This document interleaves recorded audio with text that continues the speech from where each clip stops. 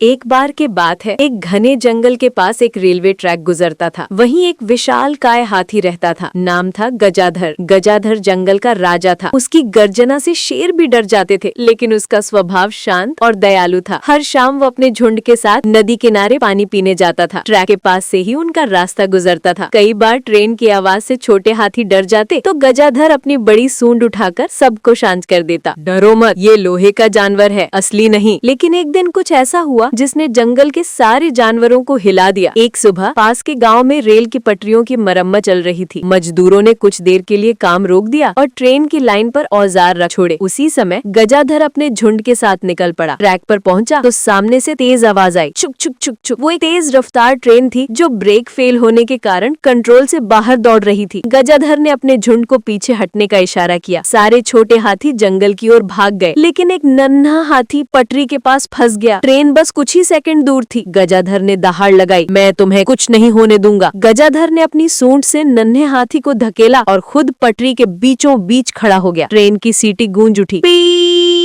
Locomotive engine गड़गड़ाता हुआ सामने आया। धड़ाम, ट्रेन, पूरा जंगल कांप उठा। जब धूल बैठी तो सबने देखा ट्रेन रुक चुकी थी। इंजन का आगे का हिस्सा मुड़ गया था और गजाधर वहीं खड़ा था, थोड़ा घायल पर अडिग। उसने ट्रेन को अपने विशाल शरीर और ताकत से रोक दिया था। ट्रेन के ड्राइवर ने उतरकर हाथ जोड़ लिए। तुमने नन्हे हाथी को बचाया, हमारी जान भी, तुम असली हीरो हो। उस दिन के बाद रेलवे विभाग ने जंगल के पास हाथी क्रॉसिंग जोन का बोर्ड लगवाया। जब भी ट्रेन उस रास्ते से गुजरती तो ड्राइवर धीरे चलता और हॉर्न नहीं बजाता। गजाधर अब जंगल में ही नहीं, पूरे इलाके में ट्रेन रोकने वाला हाथी कहलाने लगा। और जब भी बच्चे ट्रेन की सीटी सुनते तो मुस्कुराकर कहते, गजाधर भैया फिर पहरा दे रहे हैं। एक गांव में एक बहुत ही प्यारा लेकिन थोड़ा आलसी लड़का था, गोलू। गोलू को बस 3 चीजों से प्यार था, खाना, सोना और बातों में बनाना। एक दिन गोलू के पापा बोले, गोलू जरा आम के पेड़ से आम तोड़ ला। गोलू बोला, पापा अगर मैं पेड़ पर चढ़ गया और आम खा लिया तो नीचे कैसे आऊंगा? पापा बोले, आम खाकर नीचे आ जाना। गोलू बोला, पेट भारी हो जाएगा, फिर नीचे गिर गया तो? पापा बोले, तो बस बहाने मत बना, काम कर। गोलू आम के पेड़ के नीचे पहुंचा, लेकिन ऊपर देखने पर उसने देखा एक मोटा सा बंदर पहले से वहाँ बैठा था और आम खा रहा था। गोलू बोला, अरे ओ बंदर भाई, थोड़ा मेरे लिए भी छोड़ दे। बंदर बोला, पहले तो ऊपर आ, फिर बांटते हैं। गोलू ने सोचा, वाह बड़ा शरीफ बंदर है। वो जैसे तैसे ऊपर चढ़ गया और बोला, अब बांट। बंदर हंसते हुए बोला, ले हवा बांटता हूँ। और एक एक करके सारे आम खा गया। गोलू बोला, अब मैं नीचे कैसे जाऊं? बंदर बोला, उसी तरह जैसे ऊपर आया था, धीरे धीरे उल्टा। गोलू गुस्से में नीचे उतरा और बोला, अरे रुको, मैं भी चालाकी दिखाता हूँ। दूसरे दिन वो एक बड़ा सा आम का झोला लेकर आया। उसने झोले में खीरे, ककड़ी और प्याज भर दिए और बोला, बंदर भाई आज आम तोड़ने मत जाना, मैंने जादुई आम लाए हैं। बंदर ने कहा, कहाँ है दिखा। गोलू ने झोला ऊपर फेंक दिया। बंदर ने झोला खोला तो देखा अंदर खीरा और प्याज। वो चिल्लाया, ये क्या है? गोलू बोला, अरे ये जादुई आम है, खाने से चेहरे पर बाल उगते हैं। बंदर बोला, मेरे तो पहले से है। गोलू बोला, तो फिर तू ही रख ले। और बंदर खुश होकर भाग गया। अब गोलू ने आराम से सारे आम तोड़े और घर ले गया। पापा बोले, वाह गोलू, आज तूने काम भी किया।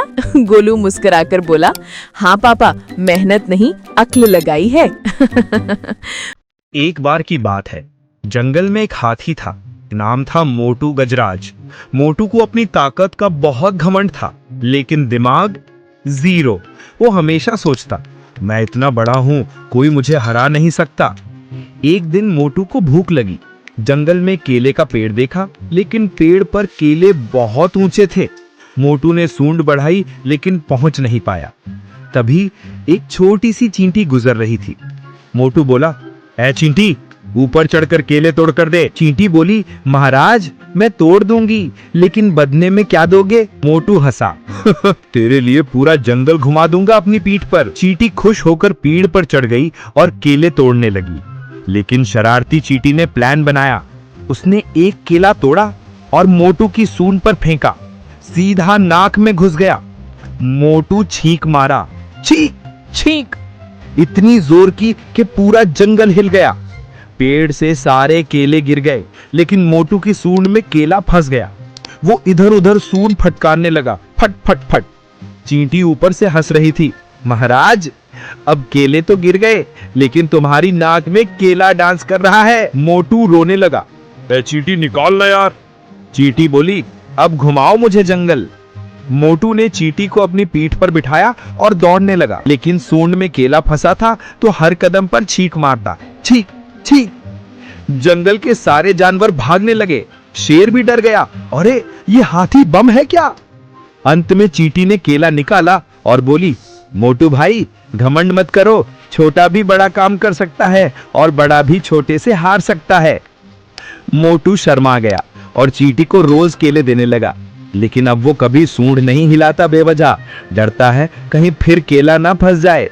एक बार की बात है, एक रंग बिरंगी मीठी सी दुनिया थी जिसका नाम था चॉकलेट लैंड। यहाँ नदियाँ चॉकलेट की थीं, पेड़ लॉलीपॉप के और बादल जेली जैसे सॉफ्ट। इसी स्वीट लैंड में रहता था एक छोटा सा चॉकलेट लड़का, चोको। चोको बहुत ही क्यूट था। एक दिन अचानक चॉकलेट फैक्ट्री रुक गई, मशीन्स बंद, चॉकलेट फ्लो स्टॉप और पूरा चॉकलेट लैंड उदास हो गया। तब कैंडी फेरी बोली, चोको, मैजिक कोको बीन गुम हो गया है, उसके बिना चॉकलेट्स नहीं बन सकती। चोको ने सोचा, अगर चॉकलेट नहीं होगी तो सब कैसे खुश रहेंगे, और उसने डिसीजन लिया, मैं मैजिक कोको बीन ढूंढ कर लाऊंगा। चोको निकला चॉकलेट फॉरेस्ट की तरफ। बिस्किट पेड़, मार्शमेलो पहाड़ और कैंडी रोड के बीच से उसके साथ आए लिली लॉलीपॉप और बिस्किट बडी। रास्ते में जेली मॉन्स्टर फिसला, सब हंस पड़े। डोनट बर्ड ऊपर से बोला, tweet tweet, good luck choco. सबको मजा आ रहा था। ये एक स्वीट एडवेंचर था।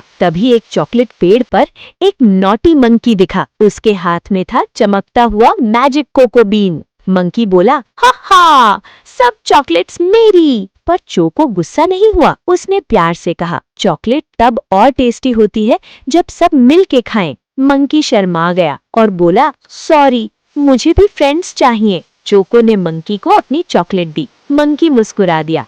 सब दोस्त बन गए। मैजिक कोको बीन वापस मिल गया और सब मिलकर चॉकलेट लैंड की तरफ लौट आए। चॉकलेट फैक्ट्री फिर से चल पड़ी। चॉकलेट नदियों में बहने लगी और आसमान से चॉकलेट रेन होने लगी। सब कैरेक्टर्स डांस करने लगे। स्प्रिंकल फायरवर्क्स चमक उठे और चोको बोला, याद रखना बच्चों, शेयरिंग से ही रियल स्वीटनेस आती है। और इस तरह चॉकलेट लैंड फिर से बन गया सबसे मीठी दुनिया। नीली नदी के साफ सुथरे पानी में एक छोटी सी मछली रहती थी। उसका नाम था चमकी। चमकी बाकी मछलियों से थोड़ी अलग थी। उसे सिर्फ तैरना ही नहीं बल्कि नई नई चीजें जानना और सपने देखना बहुत पसंद था। हर सुबह जब सूरज की किरणें नदी के पानी में चमकती, चमकी खुशी खुशी गोल गोल घूमती और सोचती, इस नदी के बाहर भी क्या कोई और दुनिया होगी।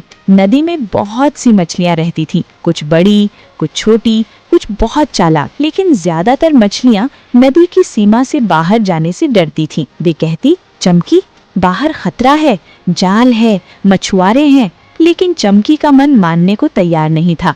एक दिन नदी में जोरदार बारिश हुई। पानी का बहाव तेज हो गया और नदी का रास्ता एक बड़े तालाब से जुड़ गया। चमकी ने ये मौका देख लिया। थोड़ी हिम्मत जुटाकर वो तेज धार के साथ बहती चली गई और तालाब में पहुंच गई। तालाब बहुत बड़ा और रंगीन था। वहाँ कमल के फूल थे, कछुए थे और ढेर सारी नई मछलियां भी। शुरुआत में चमकी डर गई, लेकिन जल्द ही उसकी दोस्ती एक बूढ़ी कछुआ दादी से हो गई। कछुआ दादी ने कहा, बेटी, दुनिया बहुत सुंदर है, लेकिन समझदारी और सावधानी के बिना आगे बढ़ना ठीक नहीं। तालाब में कुछ दिन बिताने के बाद चमकी ने बहुत कुछ सीखा। खुद को बचाना, दूसरों की मदद करना और समय पर सही फैसला लेना। एक दिन उसने देखा कि कुछ छोटी मछलियां मछुआरे के जाल में फंस गई हैं। चमकी ने अपनी समझदारी से रास्ता दिखाया और सबको सुरक्षित बाहर निकाल लिया। सभी मछलियां उसकी बहादुरी की तारीफ करने लगी। अब चमकी को समझ आ गया था कि सपने देखना अच्छा है, लेकिन जिम्मेदारी के साथ। कुछ समय बाद वो वापस अपनी नीली नदी में लौट आई। अब वो सिर्फ एक नन्ही मछली नहीं थी,